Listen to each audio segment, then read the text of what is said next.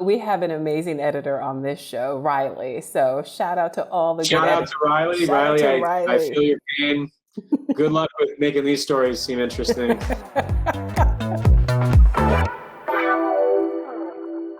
Welcome to Couch Surfing, the show where graceful guests look back at their big roles, their little roles, and everything in between.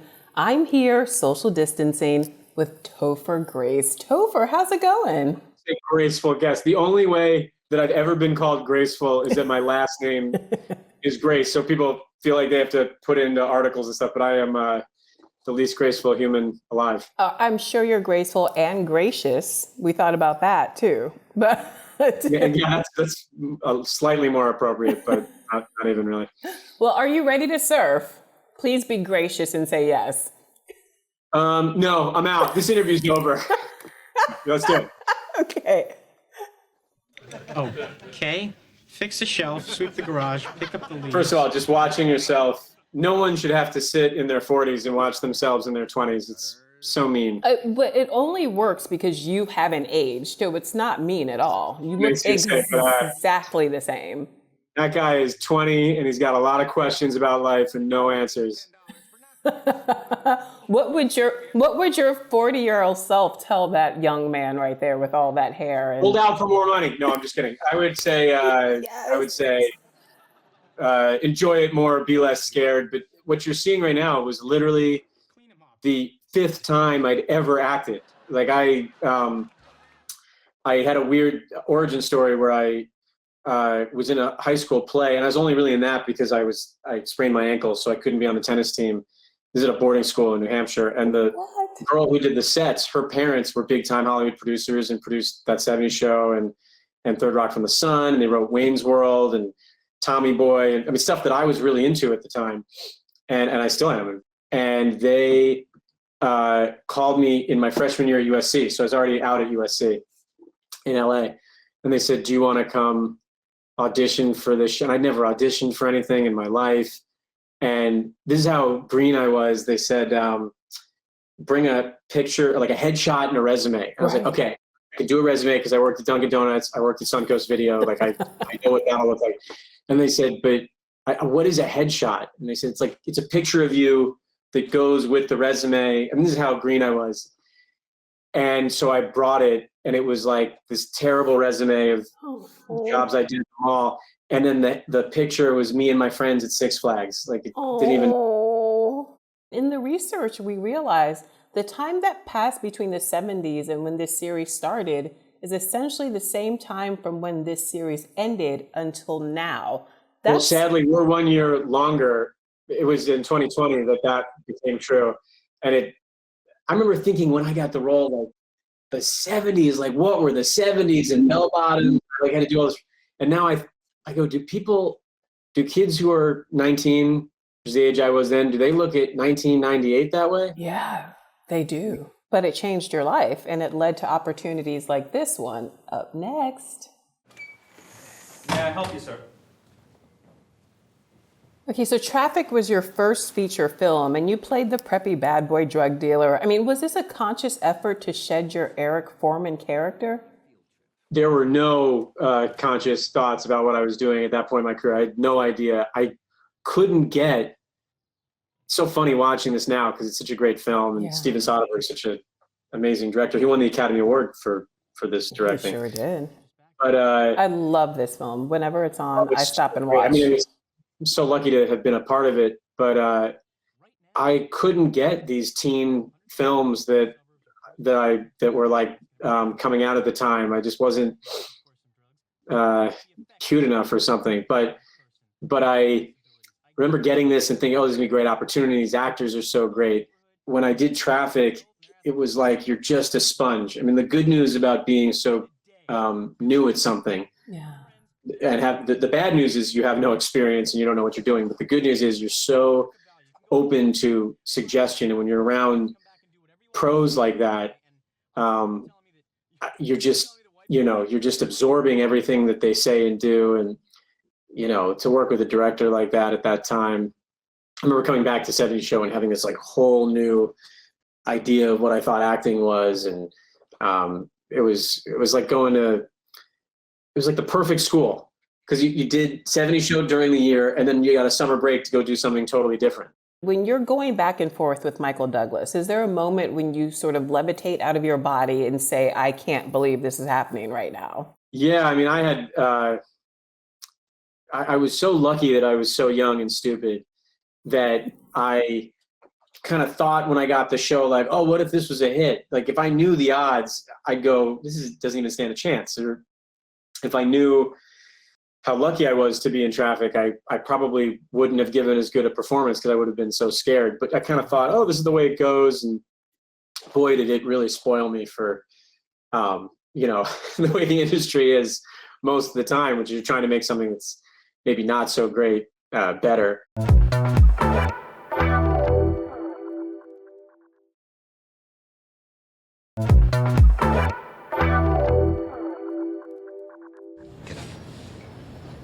What? Get up. This is funny. Dennis was in Traffic. I've actually done 3 movies with Dennis. I did Traffic and then In Good Company and then a film called Truth with Kate Blanchett a couple of years ago. Is this why you signed on for this project? You wanted to... Yeah, he told me, I'll hit you again if you don't like... you don't work with me again. This was so much fun. This is maybe my favorite movie I've been in. Paul Weitz directed it and wrote it, and the cast is insane, and it was like a perfect little gem. Like the script was perfect, and Paul's an amazing director and friend of mine, and I love this piece so much. What about this shoot made it particularly special for you? I mean, you mentioned the script and obviously the people. Was there something else that really stood out to you? Do you have another fond memory from this film other than getting punched by your BFF Dennis Quaid? It's such a fun cast. The magical thing about that is I think Paul is I've also done a play in New York with Paul after this, and he's all about tone, and not just the tone of the film, which is really important, but the tone of what making the film feels like. And I don't think I've worked with a director who's so you wouldn't know that he's obsessed with it because that would ruin the tone. But he put things in such a way. I was still a really young actor, and he set things up in such a way that the tone of what was happening on set kind of seeps into the movie. Okay. And I never got to work with Mike Nichols, but I heard Mike Nichols was kind of like that too. It takes you to a different place, and then you help take the audience to that place because you're kind of already there. All right. Let's go to this place. You ready? Yeah. You are a good man after all. Slightly different tone here. Very different tone. I'm not.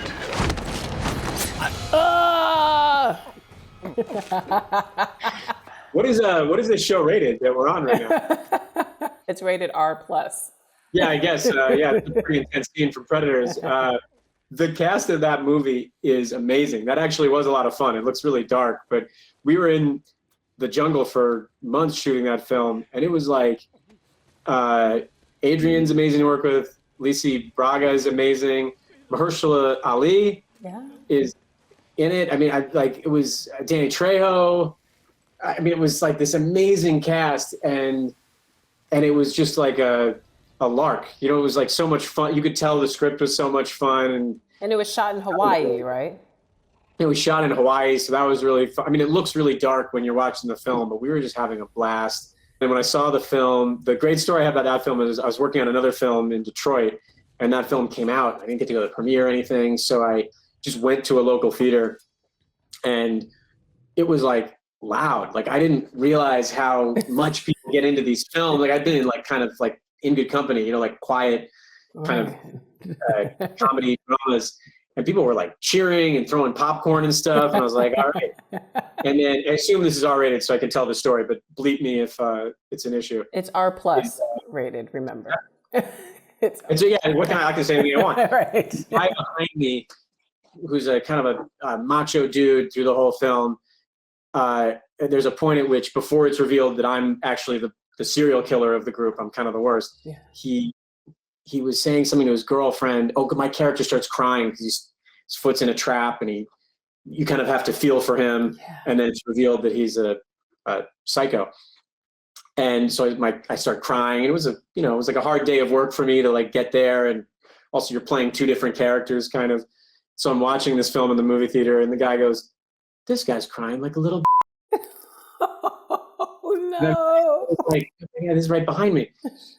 And so then when I make that turn and I show that I'm a serial killer, I turn around and I go, "What's up now?" And this guy's mind exploded. Like he was like, "Oh my God, you're here and you're on this." What is happening? I mean, I think it was the most scared I'd ever seen someone in a movie theater, because he like realized I was a serial killer, and then I turned around in front of him and he started crying. It was great.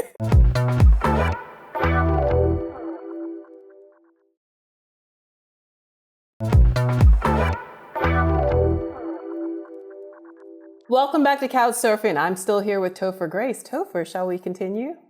Are either of us actually on a couch? Yeah. No, I'm in a swivel chair. So welcome back to this special edition of Chair Surfing. Are you ready to swivel surf with Sure, me? let's swivel on, yeah. All right, let's do it.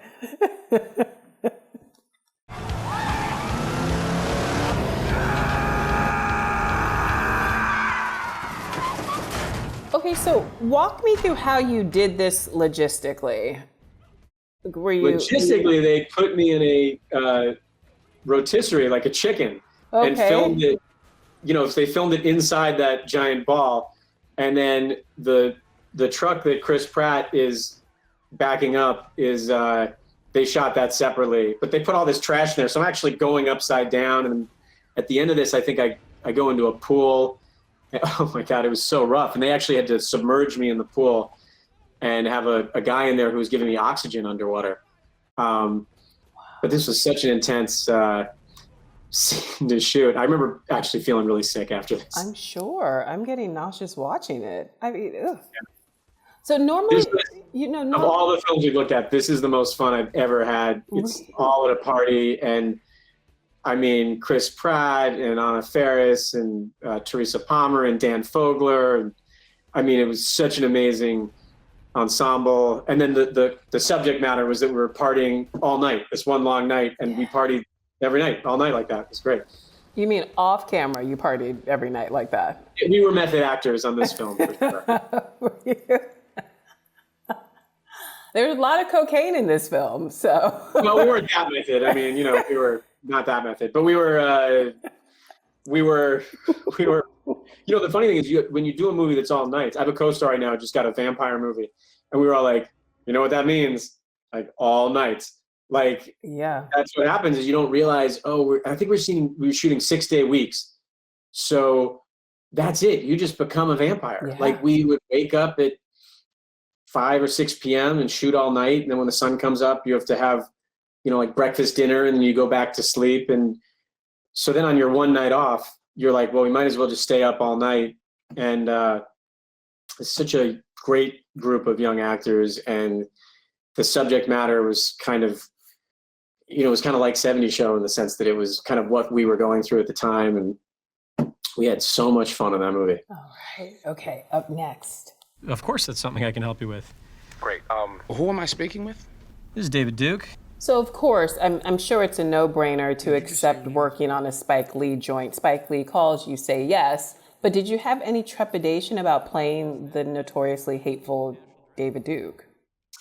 Well, it was not as easy as him calling me. I read it because I wanted so badly to work with Spike Lee. And so I had to, go in and meet with Spike and read for him and audition and talk to him about it. And I was happy to do it because it was on me to show kind of proof of concept that I could do it. Yeah. But even in doing that, it was very hard to go in and read for him. Remember, I was rehearsing the night before in this office here, and I was so uncomfortable by a lot of the language that I kind of prepared a speech for the next day where I kind of said, Spike, I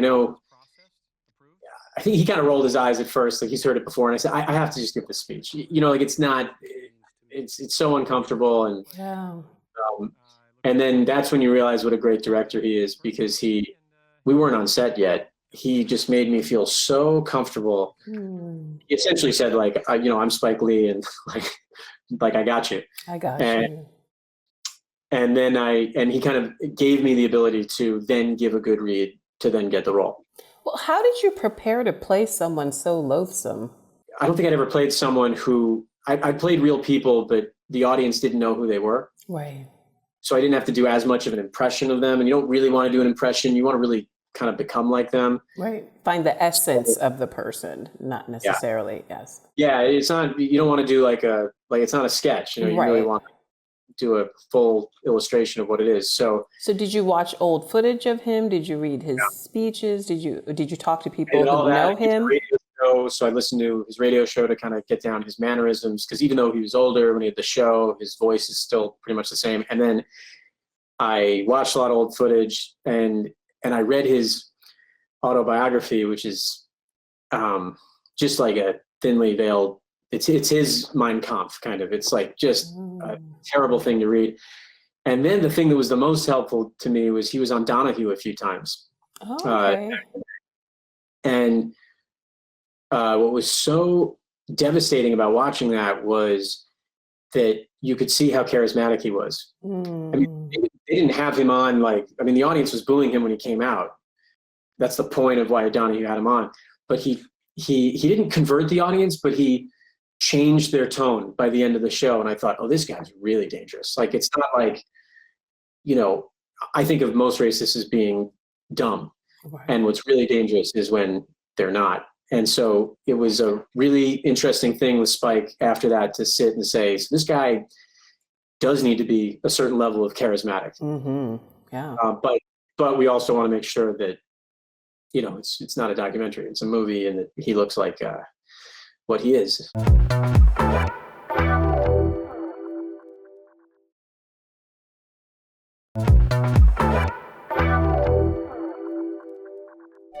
And as the years go by. Yeah, we've lost friends along the way. Oh, this is a kind of a side hustle I have, which is I'm kind of obsessed. I'm an editor. I'm obsessed with this side hustle of yours. I mean, you've moonlighted as an editor over the years, and you're recutting the Star Wars prequels, The Hobbit, and Pixar. Yeah, so we actually got paid by Pixar to do this. It's crazy. Yeah, Pixar paid you to do this. Well, they were lovely to let us see the movie early, which is really cool too. I've seen movies that I've been in early, but to see a real blockbuster like this and be invited to come check it out. And obviously I'm a huge Pixar fan. It's all out of love. It's just like, there's so much footage. I'll tell you what originally happened was I recut Atonement, which I love, but I had a different way to use the flashbacks in it. And then it was only 20 minutes long. It was like his version of Atonement. So I took Star Wars, the prequel trilogy, because I thought, I think I could turn it into one movie.